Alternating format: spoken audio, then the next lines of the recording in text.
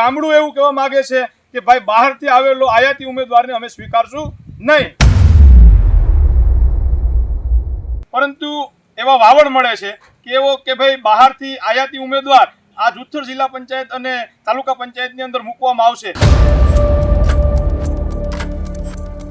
તો બધા ગામડા એમ કહે છે કે ભારતીય જનતા પાર્ટી સાથે અમે છે, પક્ષ સાથે અમે કાયમી રહેવાના. પાર્ટીને અમે અહીંથી એક સંદેશો પણ મોકલીએ છીએ કે અમને ફરીવાર આ જ સ્થાનિક ઉમેદવારને જિલ્લા પંચાયત તાલુકા પંચાયતની ટિકિટ આપવામાં આવે. હજુ સુધી તમે અમારી ચેનલને સબસ્ક્રાઇબ નથી કરી તો અત્યારે જ ન્યૂઝરૂમ ગુજરાતને સબસ્ક્રાઇબ કરો, ફેસબુક અને ઇન્સ્ટાગ્રામ પર ફોલો કરો.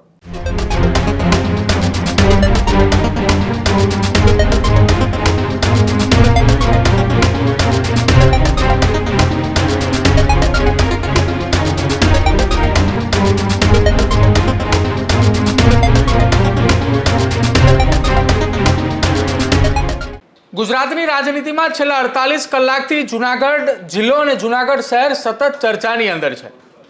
જૂનાગઢની અંદર જિલ્લા અને તાલુકા પંચાયતની ચૂંટણીઓ દરમિયાન જૂનાગઢ જિલ્લો એટલા માટે ચર્ચામાં છે કે ત્યાંથી આમ આદમી પાર્ટીને લઈ સતત વિવાદ અને વિરોધ થઈ રહ્યો છે.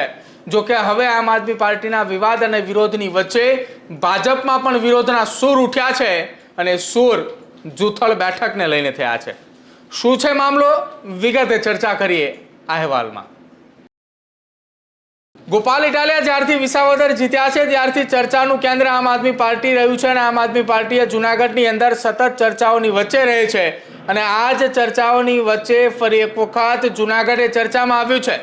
પરંતુ આ વખતે જૂનાગઢ એ ચર્ચામાં આવવા પાછળનું કારણ આમ આદમી પાર્ટી નહીં, જૂનાગઢ ભાજપની ટીમ છે અને એમાં પણ જુથળ બેઠકને લઈને ઉમેદવારી અથવા તો દાવેદારી કરનાર એ આમ આદમી પાર્ટીના નેતાઓ નહીં, ભાજપના નેતાઓ છે.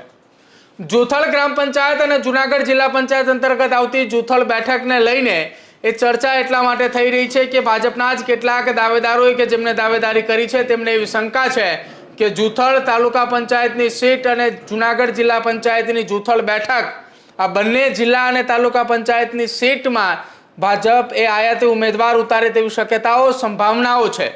આવી ભાજપના નેતાઓને આશંકા છે અને એ જ આશંકાઓની વચ્ચે ભાજપના જે દાવેદારો છે તે તમામ દાવેદારો એક સાથે ભેગા થયા અને તેમને પક્ષ સામે મોરચો માંડવાની તૈયારી કરી છે. જૂનાગઢ ભાજપ સામે મોરચો માંડવાની તૈયારી એટલા માટે દર્શાવી કે તેમને આશંકા છે કે અહીંયા આયાતી ઉમેદવાર આવે. જો આયાતી ઉમેદવાર આવશે તો ત્યાંના ભાજપના નેતાઓએ અપક્ષ ફોર્મ ભરી પક્ષ સામે મોરચો માંડશે. આ પ્રકારની ખુલ્લી ચેતવણી તેમને આપી છે. સાંભળો જૂનાગઢ ભાજપની અંદર થયેલા એ બગાવતી સૂરના નિવેદનને.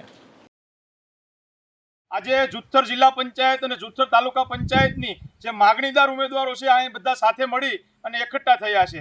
જ્યારે પહેલી મિટિંગ થઈ હતી ભારતીય જનતા પાર્ટીમાંથી જિલ્લા પંચાયત અને તાલુકા પંચાયતની ટિકિટો માગવા માટેની એ જ ઉમેદવારો અહીં પાછા ભેગા થયા છે. પરંતુ એવા વાવડ મળે છે કે એવો કે ભાઈ બહારથી આયાતી ઉમેદવાર આ જુથ્થર જિલ્લા પંચાયત અને તાલુકા પંચાયતની અંદર મૂકવામાં આવશે તો આ બધા લોકો એટલા માટે આજ ફરીવાર ભેગા થયા કે એને બધા ગામડાનું સર્વે કર્યું તો બધા ગામડા એમ કહે છે કે ભારતીય જનતા પાર્ટી સાથે અમે છે, પક્ષ સાથે અમે કાયમી રહેવાના. પરંતુ ગામડું એવું કહેવા માંગે છે કે ભાઈ બહારથી આવેલો આયાતી ઉમેદવારને અમે સ્વીકારશું નહીં, તો અમે પાર્ટીને સાથે રહી, પાર્ટીના વિકાસ માટે થઈ અને પાર્ટીનો કાયમી માટે બળવો રહે એના માટે થઈ અને અમે ફરીવાર ભેગા થયા છે કે ભાઈ પાર્ટીમાંથી સ્થાનિક ઉમેદવારોને ટિકિટ આપવામાં આવે, તાલુકા પંચાયત હોય કે જિલ્લા પંચાયત, તો આ પાર્ટીને અમે જીતીને બહુમતીથી બતાવશું. નહીંતર પાર્ટી જો આ ભૂલ કરશે તો અહીંની આ ટિકિટ ગુમાવવાનો વારો આવશે. ભલે અમે પાર્ટી સાથે જ છે, ભારતીય જનતા પાર્ટી સાથે કાયમી છે અને કાયમી રહેવાના છે, પરંતુ ફરીવાર પાર્ટીને અમે ઉપર સુધી આ મેસેજ પહોંચાડીએ કે આ સ્થાનિક ઉમેદવારની એવી માંગ છે કે ભાઈ સ્થાનિક ઉમેદવાર અમને આપો. પહેલી વખતે બહારથી આવેલા આયાતી ઉમેદવાર આ જગ્યા ઉપર આપવામાં આવે એટલે જે કામ થવા જોઈએ કામ થતા નથી. એટલે જુથ્થર ગામ સૌથી મોટું આવે છે આ વિસ્તારની અંદર અને જિલ્લા પંચાયત પણ જુથ્થરમાં જ આવે છે. એટલે કહેવાનું એવું છે કે આ બધા ઉમેદવાર જ છે.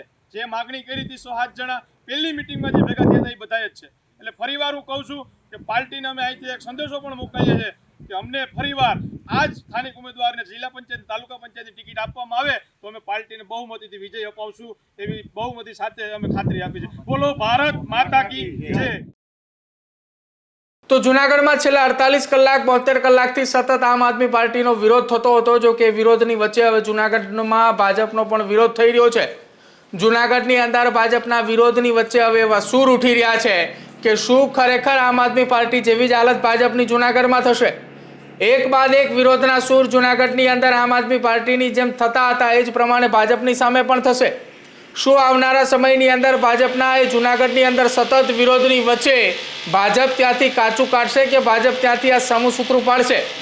જૂથળ બેઠકને લઈને ભાજપમાં શું થશે તેને લઈને ચર્ચાઓ હવે વહેતી થઈ છે. આ જ પ્રકારની તમામ અપડેટ જોવા માટે ન્યૂઝરૂમ ગુજરાતને લાઇક, શેર અને સબસ્ક્રાઇબ કરવાનું ભૂલતા નહીં.